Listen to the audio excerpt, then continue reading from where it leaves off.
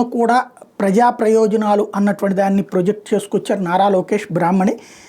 లోకేష్ ఇప్పుడు ప్రాతినిధ్యం వేస్తుంది మంగళగిరి నియోజకవర్గం నుంచి కాబట్టి పండగ రోజున బ్రాహ్మణికి సంక్రాంతి పండుగ సందర్భంగా స్పెషల్ గిఫ్ట్ అందజేశానంటూ లోకేష్ ఎక్స్లో ఒక ట్వీట్ చేశారు.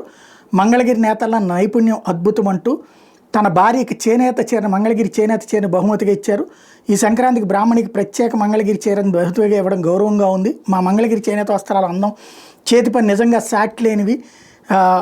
ఈ గొప్ప వారసత్వాన్ని సజీవంగా ఉంచి మా నైపుణ్యం కలిగిన చేనేత కార్మికులకు మద్దతుగా నిలవడానికి కొనసాగిద్దామంటూ లోకేష్ ట్వీట్ చేసుకొస్తే దానికి బ్రాహ్మణి కూడా అదే ట్వీట్ ద్వారా స్పందించారు. మంగళగిరి చేనేత చీర అద్భుతంగా ఉందని రిప్లై ఇస్తూ థ్యాంక్ యూ లోకేష్, ఈ మంగళగిరి చీర నిజంగా అద్భుతంగా ఉంది. ఈ సంప్రదాయంకి సంబంధించినటువంటి చేతి పని చాలా గొప్పది.